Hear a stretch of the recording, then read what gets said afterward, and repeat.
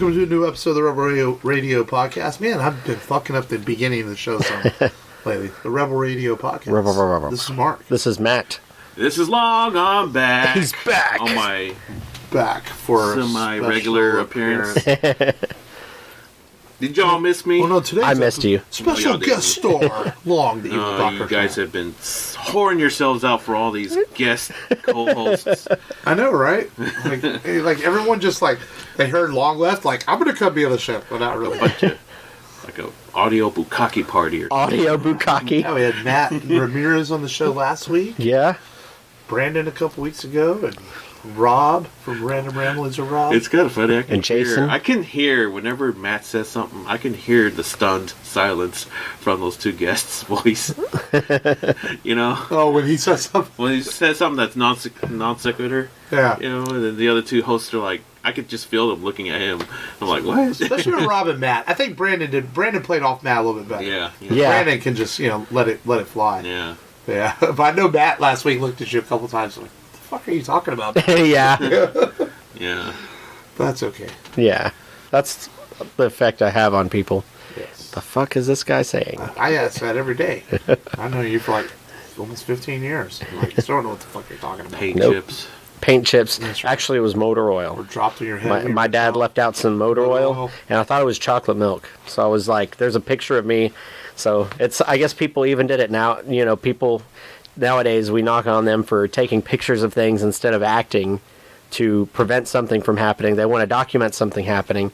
You know, someone took a picture of me, swimming in this motor oil. You know, it tastes great. And I bet your dad's like, he survived. And now it's all these energy drinks you're drinking and shit. Yep. I'm immune to How it. was that? How was that Coke energy drink? I heard it's terrible. I like it. Maybe it's because it's free. Probably. How does it taste compared It's to... helping your dad bod. Yeah, it is. It's like Coke made a Jolt Cola, but for, a nowadays Jolt Cola. So they put guarana, ginseng, B3, B6 vitamins, and 114 milligrams of caffeine. Did you know energy drinks are non-regulated? Really? Yeah. They're not regulated? Nope. So they could put anything in there. Dang. It's gonna shrink your dick, dog. Nuh-uh, man. There ain't no yellow 5 in here. It don't have to be. There's probably something there that's gonna fucking make you impotent and shit. Sodium? Yeah, I just found out that from our local physical therapist at our work. He says that energy drinks are non-regulated. Wow. I tell you, man, if you have fucking ED problems in 10 years from now, that's fucking why. Eating problems? ED. Oh, Ed. Do I need to spell it out? Erectile dysfunction. I was trying not to say it, man. So how you guys been? Good. That's been good. I'm good. Good. I'm good. You got me Grimlock. I got Grimlock right here. I thought I stopped collecting Transformers, but for some reason I just can't stop. We never truly stop the things we love as kids. Yeah. Yeah. Masterpiece. I still buy Star Wars and Batman toys, so don't feel bad. And I've got hundreds of Star Wars toys, but I gotta have fucking more. Yeah. Oh, yeah. For me, it's Nerf guns. Nerf guns. Yep. I'm having a problem with finding space now. Yeah. I understand that completely. I actually, our old co-host Frank is going to help me put in some inexpensive shelving along the top of the wall so I can maybe display more stuff. Floating shelves? Kind of, just simple brackets with boards, nothing fancy. Okay. I don't want to put a lot of money into it since I rent this house. So you two have kissed and made up? We talk some. So, so I think I'm going to put some shelving up along so I can display some Funko Pops. Yeah, he definitely makes a case for himself every day of I think I have a lot of, what are you talking about? Or what did you say? Frank is like me dialed up to 10 on that aspect, I think. Sometimes I'm just shaking my head. If I'm shaking my head, it's messed up. Yeah, probably so. Yeah. Who knows what goes through that, man? Who knows what goes through the mind of... I guess I feel the same way as Cousin Eddie. His heart's bigger than his brain. Sounds about right. Thanks, Clark. I made a direct... Speaking... there's I didn't know this existed. There's a direct-to-DVD movie where he came back and played. It's like just Cousin Eddie and his family. Serious? Yeah, What it's movie? the vacation movies. Oh. Where Quaid came back and played but it has nothing really to do with the Griswolds. It's absolutely terrible from what I read. Wow. But yeah, that's bizarre. Dang. You know, the Vegas Vacation was funnier than I expected. It is funny, to be. yeah. Yeah, I like Vegas Vacation. Yeah. Where they drive off in the cars. Yeah, and then they Yeah. like go to a second-rate casino expecting to win easy games, but they end up losing a lot of them. Yes. Like what? Instead of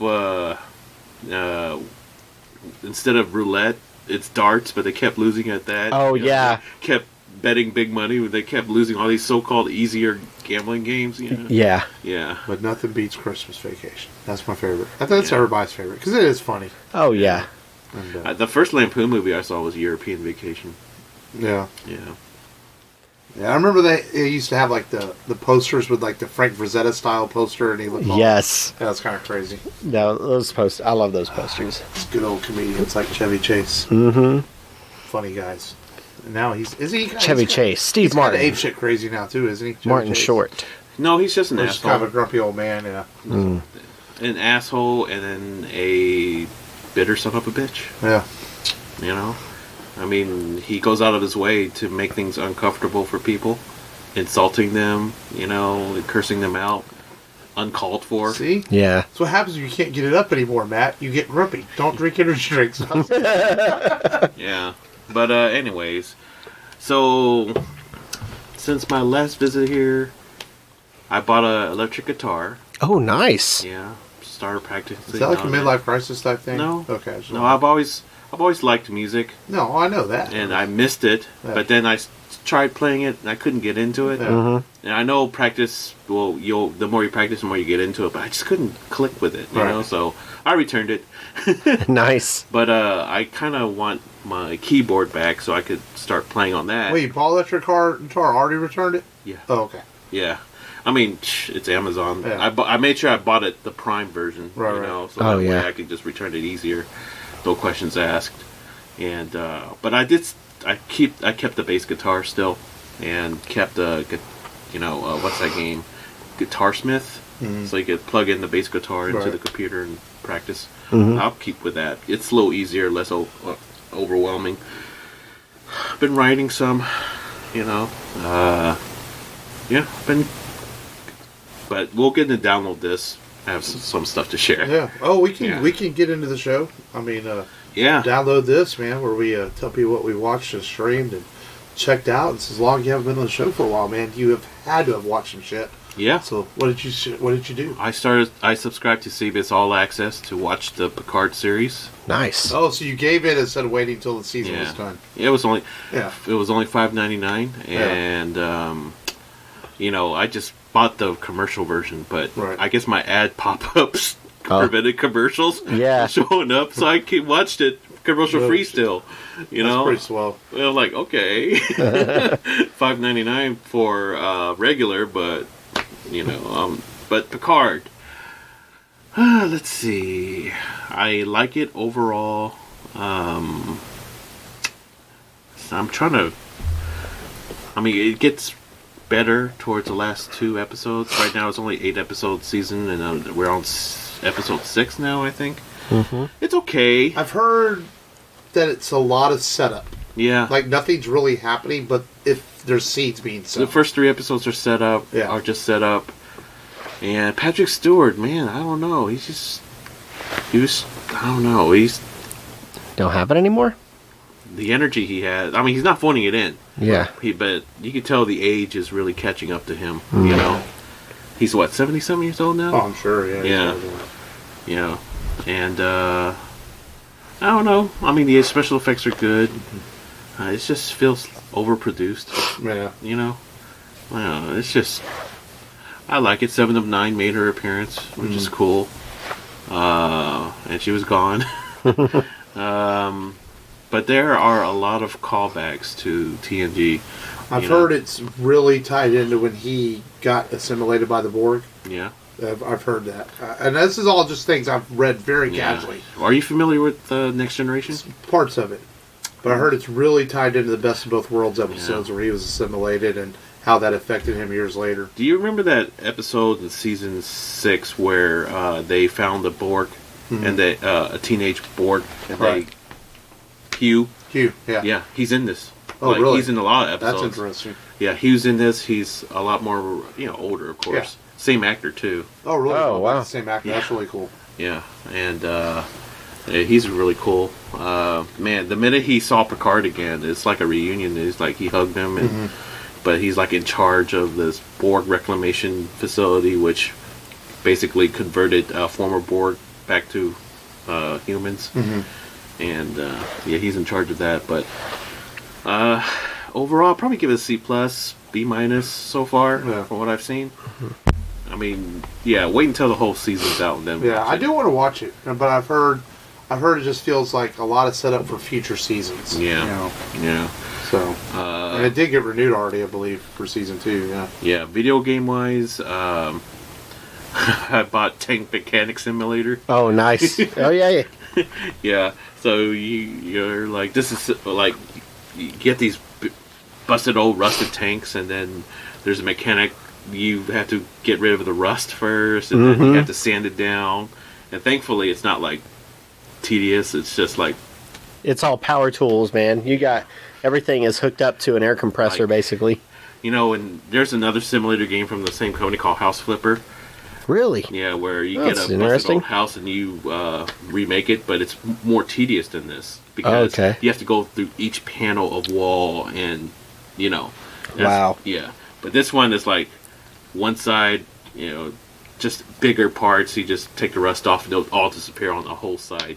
Because if you ever taken rust off with a rust removing tool, it's very tedious. It's Yeah. like a little tattooing hammer, and it's just like 1 inch diameter at a time. I have an older rust removing tool, and it's a bunch of those tiny little things, but they'll shoot out like. Yeah. If you Yep. Car Mechanic Simulator 2016 version, I think that's the latest one, or 2018. You might like it, Matt, because it goes as in depth as replacing gaskets and stuff too. Yeah. But the thing that it doesn't touch is AC and heat. Oh, okay. Yeah, systems. It does touch on suspension, exhaust, engines, transmissions, but it has very few official car brands. It has Ford, and Dodge, but I didn't see Some any GM common cars. stuff. Yeah. If they've got if they have Dodge on there, some Dodges are similar to some Chevrolets or GMCs. They have Dodge trucks and old muscle cars and modern muscle cars. That's neat. And they have VW, and they also have supercars. Oh, nice. Yeah. With some Murcielagos, Ferrari. Lamborghinis, Yeah. Pagani. Pagani. Yeah. Wow, Like expensive, really super high exotic. dollar. Yeah, but let's see. Got that game. Played some Warframe still, and that's still a fun game. And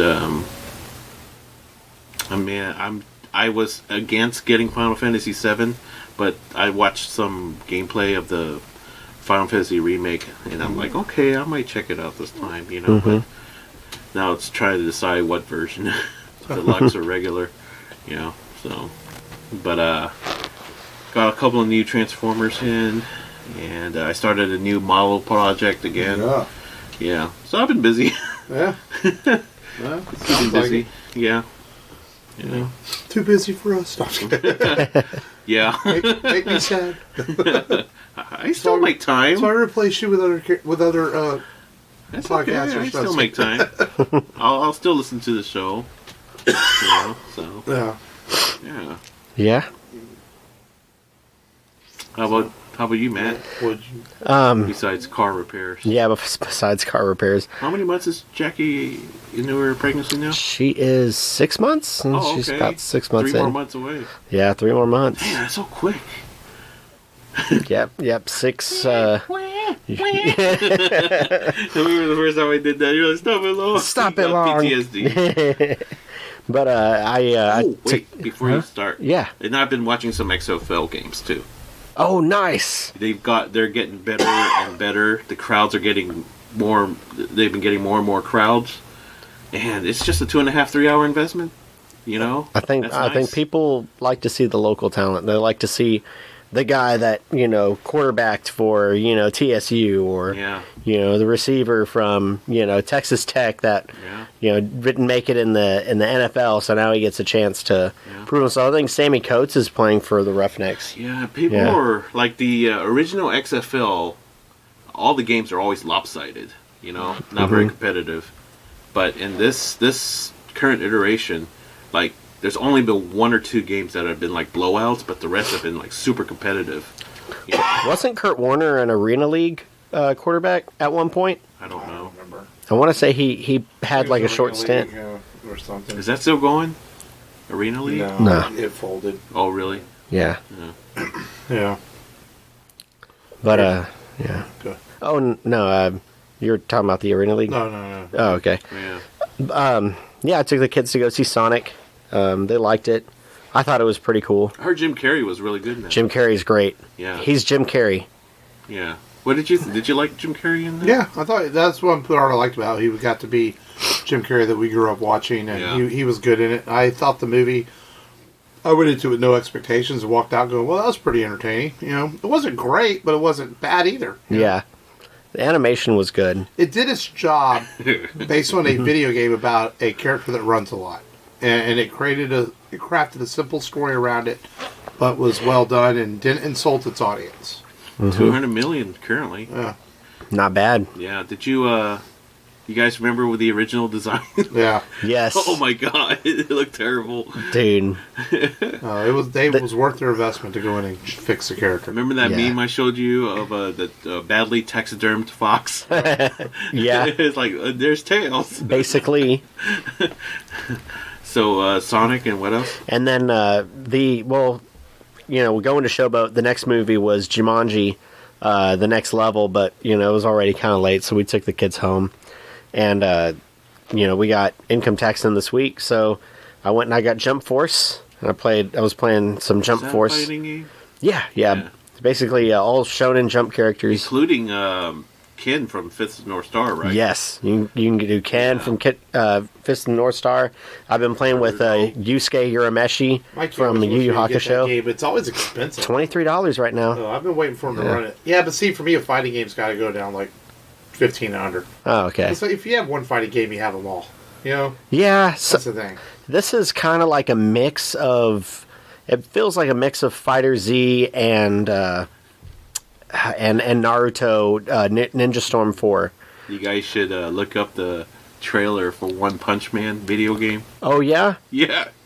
I was watching it. It's like, this is the funniest thing I've ever watched. I'm going to have to look it up. Because they're showing him One Punch Man versus all these people, right? Yeah. And all these people are like attacking him, and he one punches and they're defeated. That's awesome. Like, you can't make a game like that. Be like, you can't pick that guy? Yeah. Like, the dude literally one punches a full health character. And I've seen a few episodes of the show. Yeah. And it's like picking Bo Jackson in Super Tecmo Bowl. Yeah, but the real mechanic of the game is 3 versus 3 combat, and then when you accumulate enough points, you get the One Punch Man. Oh, okay. Yeah, so I was like, okay, that sounds more reasonable.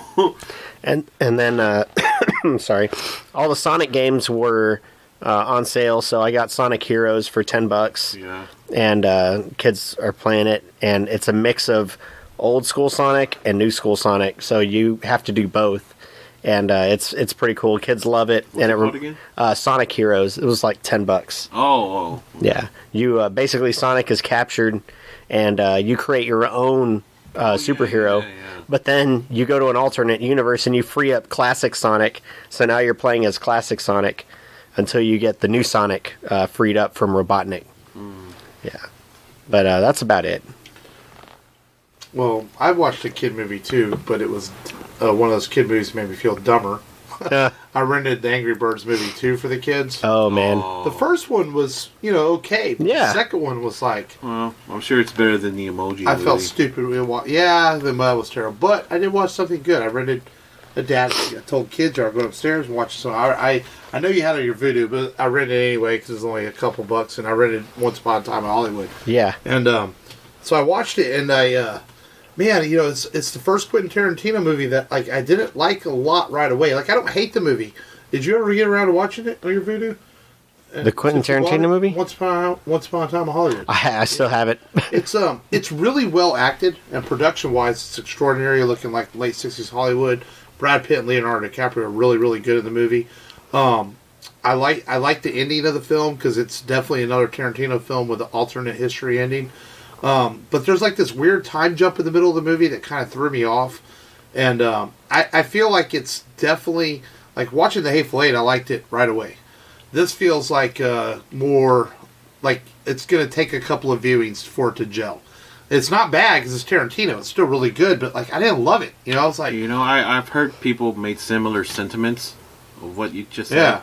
And the thing that they said was it's very well made, but it rings hollow to them. That and like I know Quentin has a 3-hour cut that he apparently may put it out on Netflix like he did with Hateful Eight. Mm-hmm. And I want to see it because I feel like there's stuff missing in this. Like I have a feeling like that longer cut might be a better film. But it's still really good. Like Margot Robbie's excellent in it, even though her part's not as big as you think in it. It's very small, but she's good in it.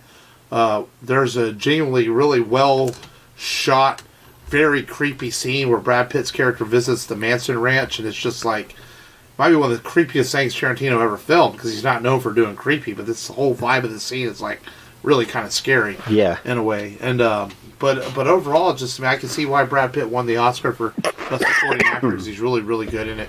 Leo's really good in it too. You could have almost argued Leo could have won an Oscar for this because he's excellent. But it's Tarantino, so it's definitely worth watching. No doubt about that. Mm-hmm. But it feels like it's something that I may buy eventually to add to my collection because I have most of Quentin's movies, and I have to maybe just give it another couple of views to really let it gel completely.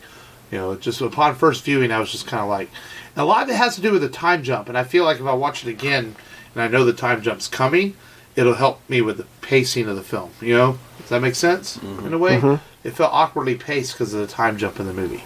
And it's only a 6-month time jump in the movie, but when you see it, you'll see what I mean. It's like, wait, okay, wait a minute. We just jumped 6 months, and it's just kind of, and then things start moving. Pacino's in it too, right? Yeah. It's a real small part, but he's in it. Yeah, he's in it. This is Pacino's first time working with Tarantino. Yeah, he's in it. Yeah.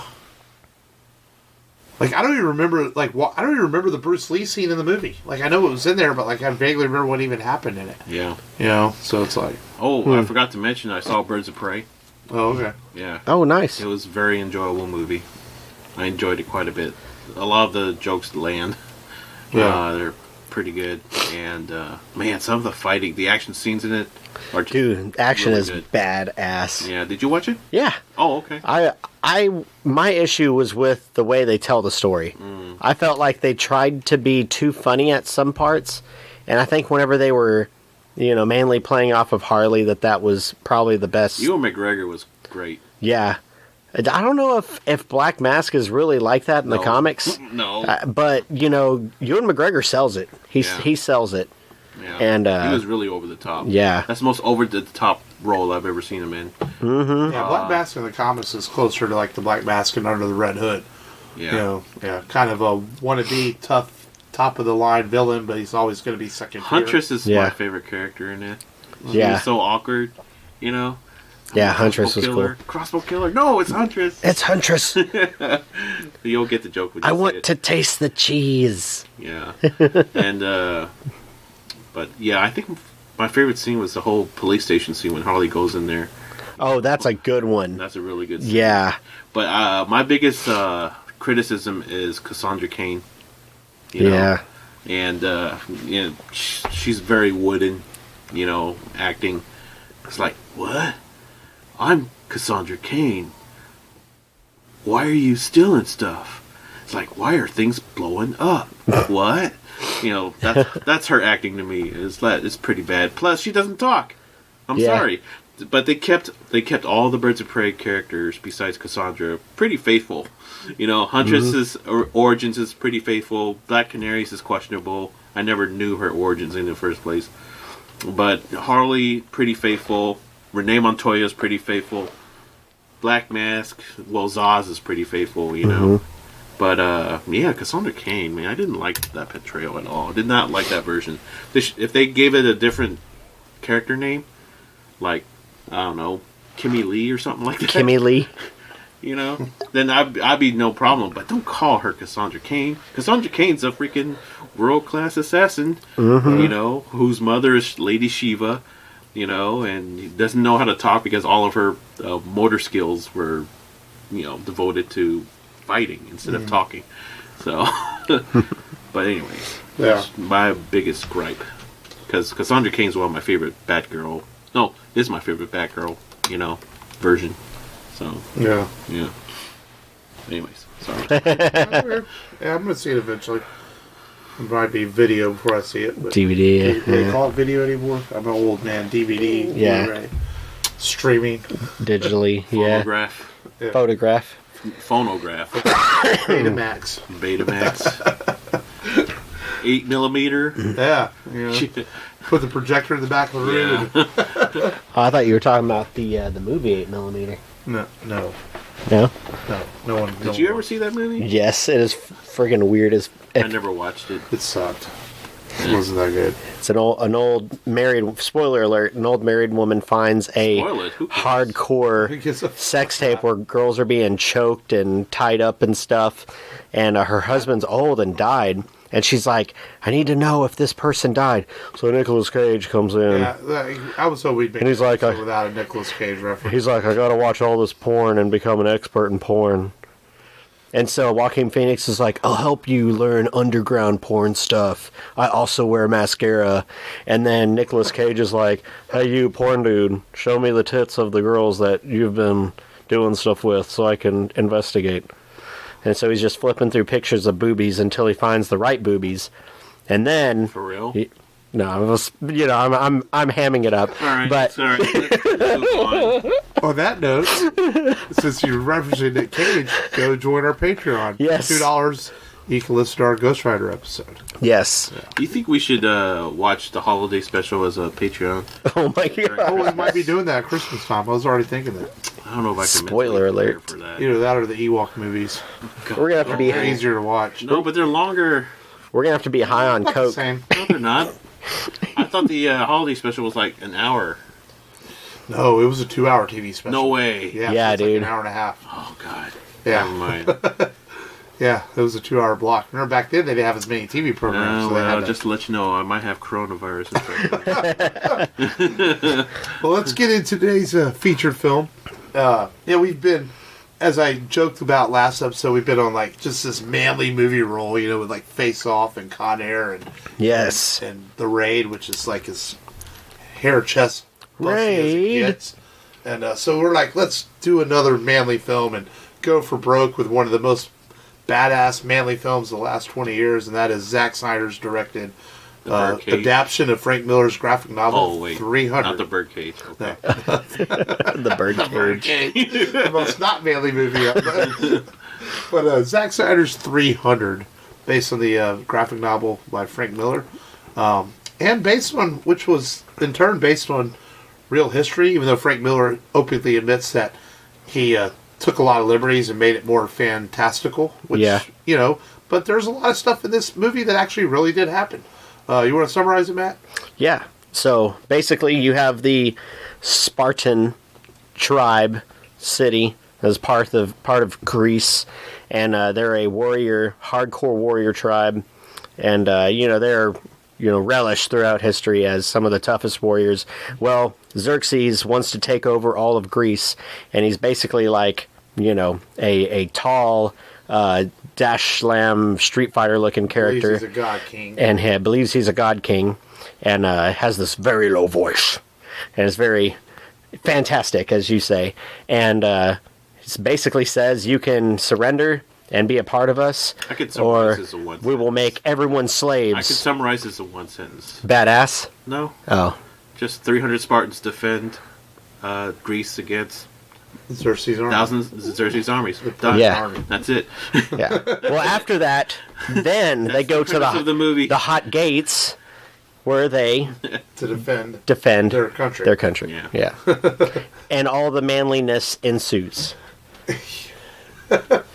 I mean, it's manliness after manliness after manliness. Oh, this movie just it's blood, sweat, and blood, basically. Yeah. Thank this movie for getting me laid. But all the every time I play this movie, my then girlfriend always wanted to get laid. Well, that's awesome. They all the actors went through rigorous training for this. Yes. Gerard Butler talked about how it's the hardest thing he ever did his whole life. Yeah. Injured himself multiple times training. Because they did not want to use CGI on the actors. They wanted them to all look cut and have six packs, and they all did it together. The whole cast went through it all together. They, it's pretty amazing the look they got. And this is one of the first films that was shot entirely on green screen. Nothing's done on set. It's all CGI backgrounds. And my first thing I noticed, I hadn't watched it in a couple of years. Like, man, it holds up really well. This movie still looks really good. And it's not that old. Don't get me wrong, but. It's like you go back and watch Sin City, which uses a similar format, only use black and white, and it doesn't hold up as well. Yeah. It's like, why does this hold up so well? Did it have a higher budget than Sin City? I don't know, maybe. But this movie is, we were texting earlier, like, it is hammy in parts, like you said, Long, but there's so much badassness in this, so it makes up for the hamminess of it. Mm-hmm. I mean, it starts from the beginning of the movie. It's shot very well. Oh, yeah, it's shot well. Cinematography-wise, it's well. Great background music to it. The slow motion works so much for it because it gives us a dramatic sense to it. The way the dialogue is delivered, yes, it's a little bit hammy, but it works for the plot because it's almost like everyone's trying to one-up each other. Especially when he's talking to the messenger. He's like, "You're not going to talk to me like that," And it's pretty historically... Other than the fantastical characters, it's pretty historically accurate for what happened. Yeah. Like, from historical records, they did send a messenger to Leonidas. And he did kill the messenger. Like, that really happened. Leonidas was one of three brothers. Yeah. In fact, the queen was his half-brother's ex-wife. Mm-hmm. And he married her and stuff. And she owned a large plot of land. Yeah. She was from a rich family. And Lena Headey is gorgeous in this movie. Very. You buy that she's a queen. Now, that's what they did change. Like, she would not have spoken to the messenger. Even though Spartan women were considered, like, top of the line, she still would not have overstepped her boundary with the kings. That she did say that line in history, but she said it to someone else. Spartan women give birth to real men. Yeah. She said it to another woman. Right. Asking why Spartan women feel so empowered as to speak with men. And that was the line. Right. Which still would have been cool, if there was some fancy Greek lady, Grey Poupon looking thing. When this came out, I had opening night tickets, and I was really sick. And I went anyway, and I was coughing the whole time. I was walking out of the theater a lot. I only picked up on parts of the movie. I don't remember. So I went back like a week later and saw it with our Patreon member, Brett. Me and Brett went and saw it. I saw it on IMAX. And I remember like really liking it on IMAX. I bet IMAX was badass. Able to pick up on what was going on because I wasn't sick. This is what I saw. Yeah. And walked out of the theater just going, man, that was a cool fucking movie. And this was also one of the first Blu-rays I bought because I knew how badass it would look on Blu-ray. Mm-hmm. When I got a Blu-ray player, I'm like, I'm buying 300. Because it does look really good on Blu-ray. Did y'all see it in theaters? I'm sure. I saw it in theaters. I did. Yeah, I did too. Yeah.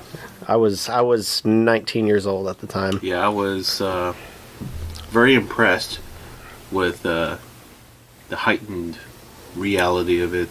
Mm-hmm. The fantasy elements of it, and the right usage of slow motion. Yeah. Although it did kind of get to me towards the last half because you started getting used to it and you started getting numb to it. Right. So, but other than that, I mean, it's a short movie too, not a very long movie. Well, it's almost 2 hours, but it's paced so quickly that it works well. Film debut of Michael Fassbender. It's his first film role before he played. I did a double take when I was re-watching it. I'm like, is that Magneto? Yeah. He does the "We'll Fight in the Shade" line. Yes. I think the funniest thing that was said to me, like my brother said when he watched it, he couldn't stop laughing at the scene in the theater about when the Hunchback was visiting Xerces' orgy party. Oh, yeah. The thing that made him laugh was the Minotaur dude playing with the flute. He was laughing so hard in the theater because it was the most ridiculous thing he's ever seen, I told him, well, it's the time period, I guess. And he's like, yeah, but it's so goofy looking. They did make him over the top. Yeah. Oh, yeah. And there is a lot of over-the-topness in it. And Frank Miller, when he wrote the book, he said that, hey, it was a comic book. No one wants to read a history story. He had to make it more, comic book elements and more exciting. Yeah. But he wanted to try to stay respectable to the actual story and everything. And in the comic, in fact, a lot of times, like, the Spartans had nothing on but loincloths or their dicks hanging out. Yeah. But they couldn't do that for the movie. So in the movie, they had them wear more of a... Wait, were the Red Hot Chili Peppers Spartans? He-Man style underwear, in the movie and stuff. Like, because you didn't want to have Weguses hanging all over the fucking movie. Yeah. Because I wouldn't want to see that. Enough blue penis in The Watchmen, didn't he? Oh, yeah. And, Yeah. But, so they changed some things like that. Miller has since wrote a prequel called Xerces, which they were going to turn into a movie at one time, but Miller took so long to actually finish the book that they ended up doing the 300 Rise of the Empire instead of making the Xerces comic into a movie.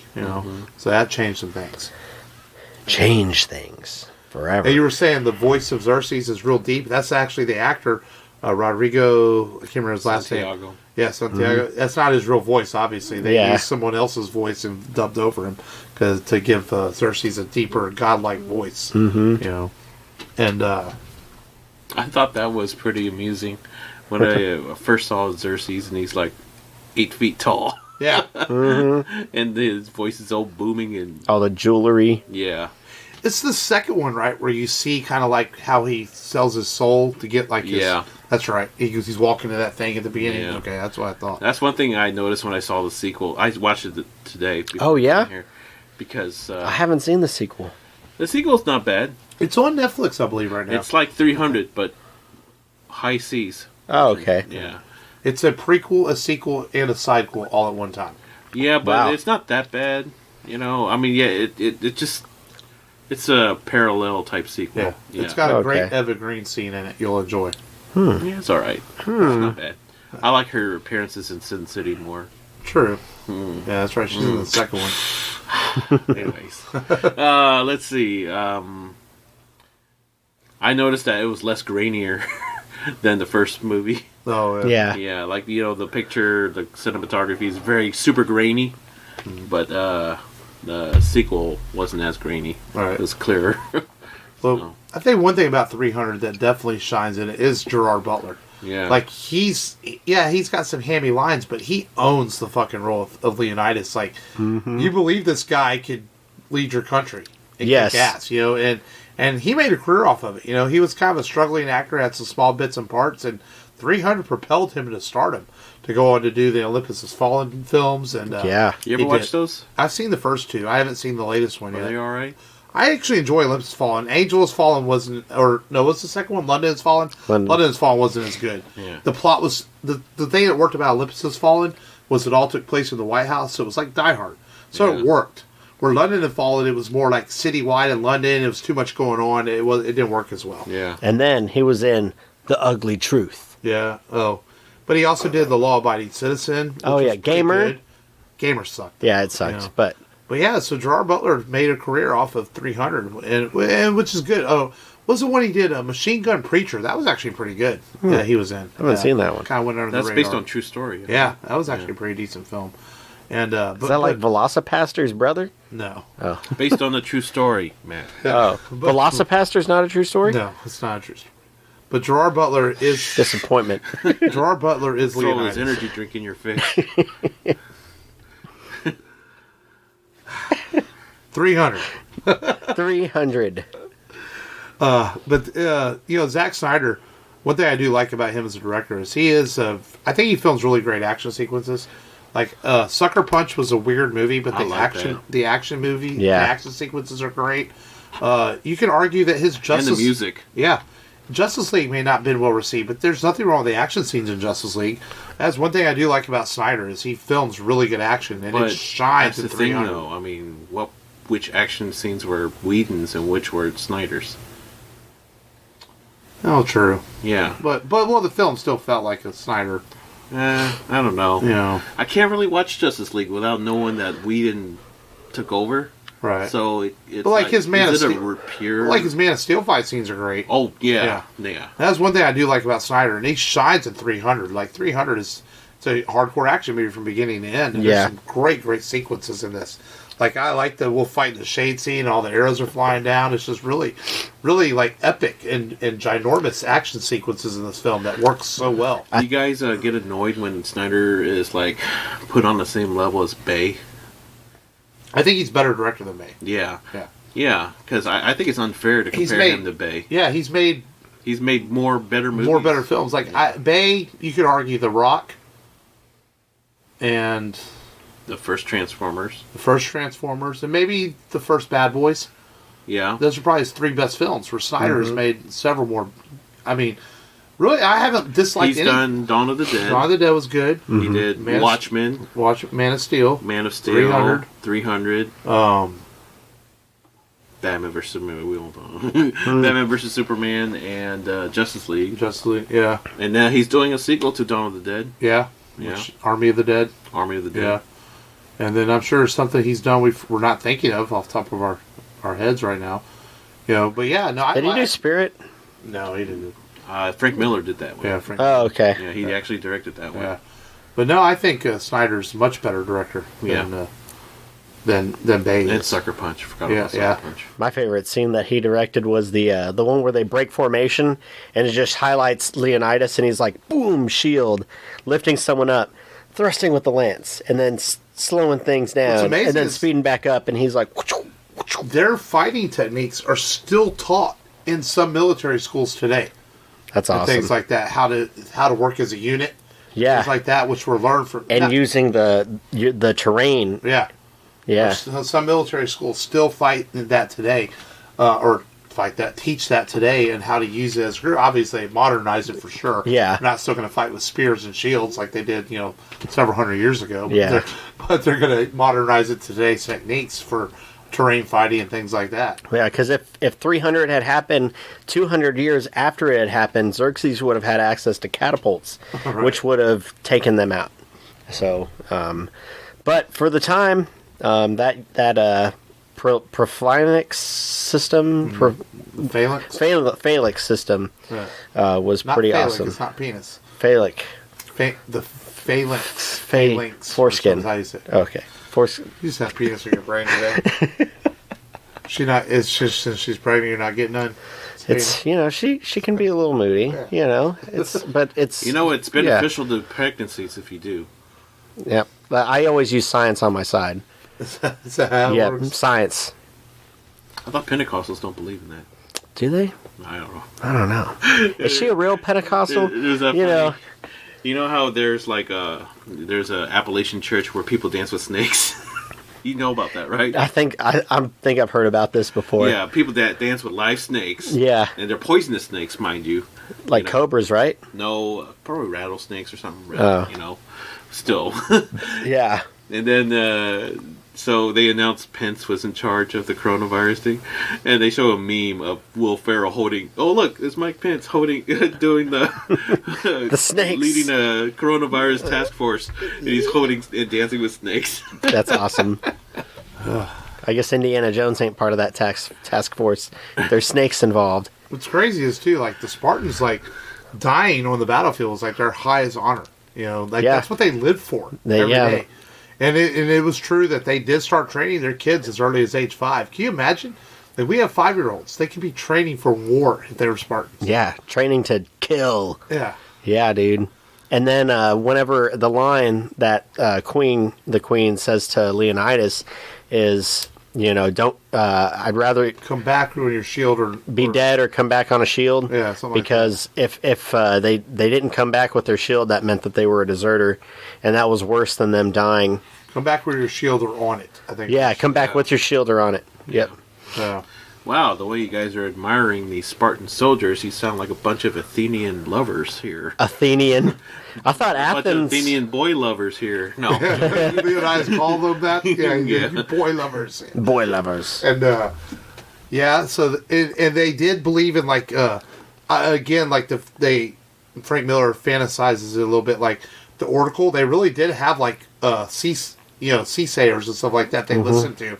And they were usually young women that believed that they could see the future. Now, I don't think there were these old, creagly-looking, leopard-looking guys, probably. That's probably part of the fantastical elements. Yeah. But they did have seasayers that they listened to, and they believed in that stuff. But, that was common back then, to believe in, like, witchcrafts and the bizarre, because they didn't know any better. Oh, yeah. And all that. And, and they actually filmed that sequence with the girl with the oracle, like, underwater. And then they took digitized, they took all the water out, and then and somehow made it look like she was floating, which I thought that was kind of cool, because I'm sitting there watching, I'm like, I really would like to see how they really film that, because it's like kind of crazy how the dance is weird and awkward. Took all the water out digitally. That's pretty amazing work, And what else is about this movie? I mean, this movie it kicks a lot of ass. It holds up, I think, really well, even though it is, I was texting joking earlier that how many lines Matt was going to quote from the movie, because I know you always want to say, "This is Sparta," and but it has so much coolness that it makes up for the cheesy lines, I think. Absolutely. And the movie kicks ass from the beginning to the end. It's a really well shot action film, and it's a lot of fun to watch. Yeah. I think the top 3 lines is what, "Tonight we dine in hell." Well, give them nothing. Put that all over the posters. It sounds like a Cleon saying, though. Give them nothing, but take from them everything, and this is Sparta. Well, and the line "we will fight in the shade" is actually on modern Greek uniforms too. Really? Yeah, because that was actually set in history too. That's cool. I like to point out one historical inaccuracy, and it's the use of the bow and arrow. Back then, arrows didn't have that kind of range. Oh. Because mostly bow and arrows were like short range. Yeah. Mm-hmm. But the long bowmen didn't come around until like the 11th century, literally. And then I imagine like they didn't have giant elephants either. They did. Yeah. What about the giant men that are like, basically not like giant men. the guy with a saw hand? Oh. Yes. The guillotine man, axe man, buzzsaw, the gladiator. The dude where they were from the game show was executing. Yeah, he was executing. Oh yeah, that scene where he had like a guillotine. Yeah. Like grafted to his arms. Yeah. Or bone. No, I don't think those guys. And then the rhino. Yeah. But Rocksteady. Yep. Yeah. But man, I think this movie is pretty cool. B plus. B plus. I give it an A minus. I think it's pretty A minus. That's fair. Yeah, I think it holds up still really well. It's a fun watch. It's one of those movies where Leonidas dies at the end, but like you don't really you're not really sad about it because you accept it's part of the story. Yeah, it's not like watching some movies where you get sad that the main character dies. You guys want to hear a fun fact about the Thermopylae? 4 more battles happened after that. But there was a battle of Thermopylae during World War II. When Germany invaded Greece, an allied force of Greek soldiers, New Zealand and Australian soldiers held back the Nazis in a delaying action, to give time for Athens to build up their defenses. Right. And little fun fact. Yeah. That's nice. Well, just like also there's since this movie came that was out, the last battle that happened at Thermopylae. Right, since this movie came out, there is a place it was already there even before the movie came out, where they believe the Hot Gates were. Obviously, the terrain has changed since back then, but there is like a tourist attraction where you can go, and that's where they think this battle took place and all that. Yeah. So if you go visit Greece and stuff. Yeah, the game Assassin's Creed Odyssey plays heavily into. It was like set 100 or 200 years after the Battle of Thermopylae. Yeah. Yeah. So if you ever have a chance, play. I wanted to play that one because of that time of history was at. Yeah. Very beautiful game too. Yeah. Well, I have Unity, which I know is one of the less received Assassin's Creed, but even it's a beautiful game. It's really well made. Yeah. Yeah. So. But yeah, A minus for me. A minus for you. A minus. B plus for Long. Yeah. 300. Is this on Netflix right now? I don't know. They were on Netflix. I thought it was. I bought it. It was $6. I owned it already anyway. So. That ain't bad. Yeah, I owned it already anyway. Would you have to rent it to rewatch it? It was bundled with the... I own it on DVD. Oh, you own it. I bought it for $6 or $7 and it was bundled with its sequel. Wow. I actually have I had a DVD copy that came with a little mini bust of the helmet, which is nice. A box of my mom's. I need to bring that and just put it up here because it look cool. But yeah, but then I have it on Blu-ray too. So yeah, well, let's get into some news then, man. Since we're done talking some 300. Yeah. So Steven Spielberg's not going to direct Indiana Jones 5. This is kind of a big bombshell this week. Not for me. James Mangold is in talks to direct it, who of course directed Logan. A lot of people believe that Spielberg was a little frustrated with the script rewrites and the mounting pressure to get the film made in time as Harrison gets older and Paramount wants it done. And he did. No, it's Disney. Or Disney. That's right. Disney does it now. But he said in a statement that he's wishing to pass it on to future filmmakers and things like that. And he said the right thing, but I have a feeling there's some behind-the-scenes pressure. Because in some ways, I'm all for an Indy 5, but the same way, do we really need Indy 5? Yeah. It's like, I know. But I think James Mangold's a good director. Some people want a do-over from Crystal Skull. Right. Well, yeah, that's what they felt, right, the ship. I always felt like Indiana Jones, a lot of people say you can't recast. I always felt like they should have do Indy like Bond, just recast it, start fresh. Yeah. Because I think he is a great character, and I think there are They should have done that with Leia. Yeah. Honestly. People, I mean, Star Wars fans can be irrational, but that's still a vocal minority that's against it. But if it serves the story better to have a recasted actor instead of filming around existing footage, Yeah. Who knows? We'll never know.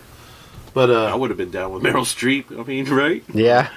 Or some actor around that same age. Time, yeah. But Indiana Jones 5 still probably going to happen. We just might have a new director. Yeah. But I do think James Mangold, the more I think about it, he might be a good choice. Yeah. Logan's excellent. Yeah. I haven't seen Ford vs. Ferrari yet, which he directed, but I heard it's really good. Is it out yet? Yeah, it's out on video. I was going to rent it the other night. I was going to rent it the other night, but it was like 2 hours and 20 minutes. I'm like, there's no way I'm watching this on a weeknight. It's just too long. But I will watch it eventually. So they're doing another Jurassic World movie, and they just started filming it. And it's called... we've already known that. No, I know. Yeah. But we don't know the title till now. Is it Extinction? No, Jurassic World Dominion. That's the title. And Chris Pratt is talking shit and saying that this is the end game of Jurassic Park. I know they're bringing back Jeff Goldblum, right? Well, yeah. Well, Goldblum, all of them. Wow. Yeah, Sam Neill. Yeah, Sam Neill, Laura Dern, they're all coming back. Nice. Except for Richard Attenborough, because he's not alive. Yep. But, where did they bring back Samuel L. Jackson? Ooh. No, he got eaten, didn't he? Yeah, he got eaten. Yeah, he got eaten, so yeah. Yeah, because he was black. That's right. Like, in that time of... in genre movies, it's always the black person dies first. What about Dotson? Dotson. He's dead. We got Dotson here. I didn't like that's Nedry. that's Nedry. You mean Nedry, right? No. Well, Nedry's dead. Yeah.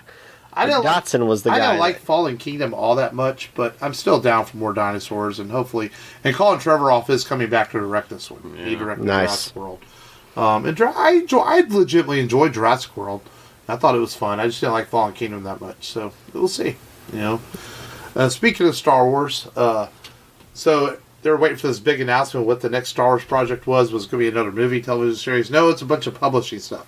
Star Wars: The High Republic. Yes. It's a series of comics and kids' books and novels and adult novels and and kid comics, like adventure comics, taking place 200 years before the prequels. Yeah. So not quite the Old Republic, but I guess Disney Lucasfilm's new version of the Old Republic in some ways. Yeah. But apparently this is a big project that may expand into video games and possibly cartoons and live action later on, is what they're saying. But there were a lot of rumors going around they were going to make a movie too. No, they haven't confirmed that yet. Right now it's just comic. And I guess the first comics hit as early as, May? Pretty soon? Yeah. So, interesting era. But, they're really pushing this, man. It's going to be a big deal. So I guess there's going to be action figures and other things, too, coming out. So It's almost like the old school Shadows of the Empire and Force Unleashed multimedia projects. Yeah, they have an interesting concept for the main villain. Yeah, was it the Nile? Yeah. Yeah, what's the name of the bad guys? Basically, Space Vikings. Space Vikings. Yeah. And these Jedi are more like... And I do like the concept of, when we got the prequels announced in the late 90s, I felt like we were going to get the version of Jedi they're talking about, where they're peacekeepers in the galaxy, where they actually go out and act like a police force, and they police the galaxy, and that's what they're doing in these books. And I really thought we were going to get that in the prequels, and we really didn't, So I think that's kind of cool, Yeah, they're setting up, like, the main inspiration for the Jedis is the Arthurian Knights of the Round Table. Yeah. Like 11 or 12 main Jedi that the story focuses on. Yeah. Kind of like, Sir Lancelot or whatever. And it's like, oh, that's interesting. Yeah. Yeah. And I heard, what's her name? She's really famous for writing really good fantasy and science fiction novels. I know who you're talking about. Yeah, she's doing the main novel. Yeah, what's her name? Kathy something? Claudia Gray. Claudia, I knew it was a C. Yeah. Yeah. Claudia Gray, if you ever read any of her novels, she's a very good writer. Yeah. But she's written like StarCraft and Dragon Age. No, not Dragon Age. I know she did Gears of War. Gears of War. Yeah. She's a really good writer. Yeah. And some Star Trek novels here and there. Yeah. So I'll start hitting the shelf. I guess the novel's in September. Well, I think the first comics come out in May is what I read. So it's all going to be...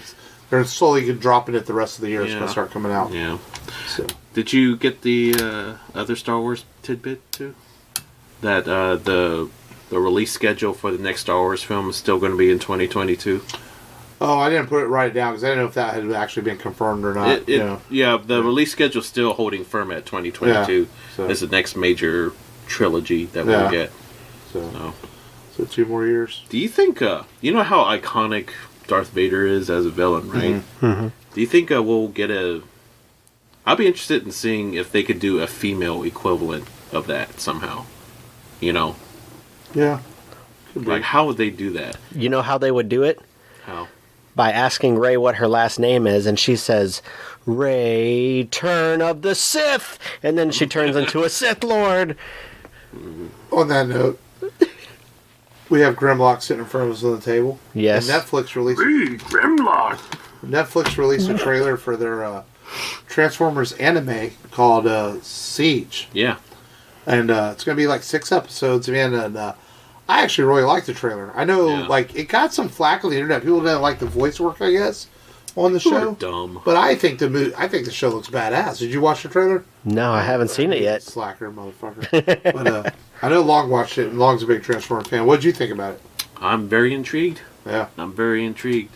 Because the current toy line, the Netflix show is based on the toy line right now. The trilogy of toys, the first year was called Siege. Yeah. Now we're in the second year, going into the second year, and it's called Earthrise. So... And it's like heavily G1 inspired. Yeah. Better. That's why I'm just excited to see a G1 Transformers series. Yeah. I think it looks really cool. I'm looking forward to it. I definitely will be watching it. Remember that Optimus Prime I brought here? Yeah. That was Siege Optimus Prime. Oh, nice. Yeah. So I imagine if Netflix is releasing a trailer, it'll be out probably in April. Usually when Netflix releases a trailer, usually it's pretty closely afterwards. It's not like they release trailers for movies 6 months out, or television shows, or so pretty soon. But that was the last bit of news I had, unless you guys had anything. No, just the Star Wars thing. Yeah. But cool. So next week's film, man, we're gonna bring things down a little bit after all these manly movies, and do a more of a. It's still got fantasy elements in it, and it has a comic book tie, which I'll talk about next week. So it is related to some of the genres we do, and it's a Hugh Vivid Studios Pirates. No, I'm joking. Vivid Studios Pirates. It's a Hugh Jackman film directed by Darren Aronofsky that kind of went under the radar in 2006 or 7, I believe. It did go under the radar. Yeah, and no one saw this film, but it's a really good movie, and that is The Fountain.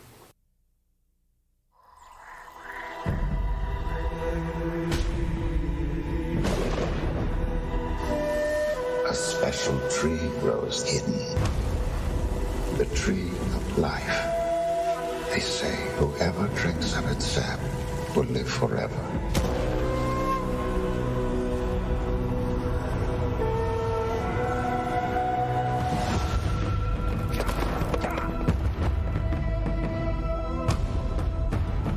Will you deliver Spain from bondage?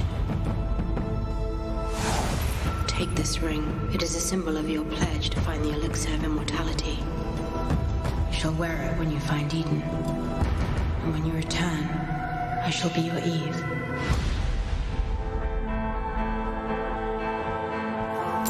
Is everything alright? Everything's alright. How's she doing? She had a seizure. Wait! I'm afraid! It's been progress of work. My conquistador, always conquering. We tested the substance. There's hope. Your wife needs you. Because there's a disease. And there's a cure. I will find it.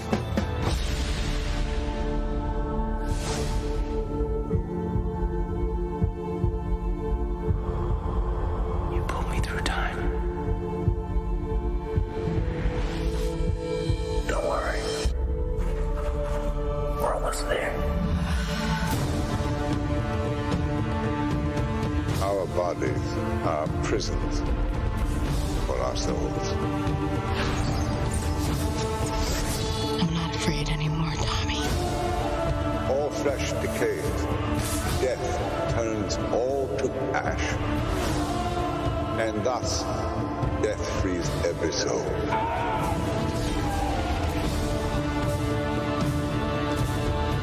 Together we will live forever.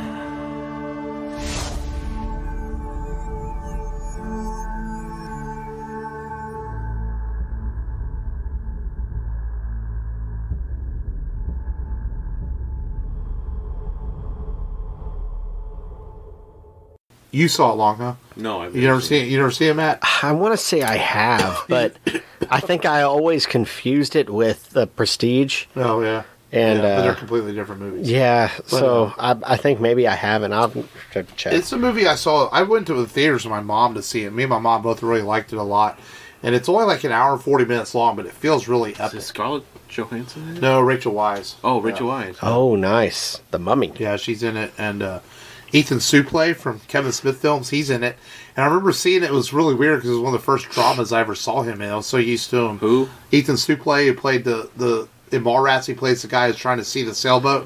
Oh. He always did comedies, and he's in this, and he plays a serious role. But excuse me. But like I said, a lot people did not see this film, but they should have seen this film because it was really good. Mark's got coronavirus. And no, just talking too much virus. Just Michelob Ultra virus. But Kung Flu. So Kung Flu. that's next week's show. We're going to talk The Fountain, and hopefully people listen to a show about a movie that no one saw. Yes. But it should be fun. That's why we're doing it, to turn people into the movie. Yeah, man. Yeah, might have not It's seen got Hugh Jackman in it. Yeah. It's a good So film. predictable. It really is a good film. I love calling him Huge Jackman. We know. I even texted him and say, hey, we should do this movie so you can make huge Jackman jokes. So I guess it's my fault. I'll take the blame on this one. But Long, thank you for coming out and hanging with us for your monthly. Yes. And make sure people go to rebelradiopodcast.com, click on our little button that says Patreon, join our Patreon for an exclusive episode every month and more content coming very soon. And follow us on all social media and all that good stuff, as always. And we thank you, as always, for listening. We do appreciate the support as we get closer to counting down to the big episode 200 in a couple months. And wash your hands. Yes. Yes. Keep your hands washed and other body parts, and you should be all right. Yeah. And but yeah, this has been Mark. This has been Matt. This is Long. As always, thanks for listening. Remember, just Go there and do it. Do it. This is Ming Chen from AMC's Comic Book Man. I love Houston. I love podcasting. But what I really love is the Rebel Radio Podcast.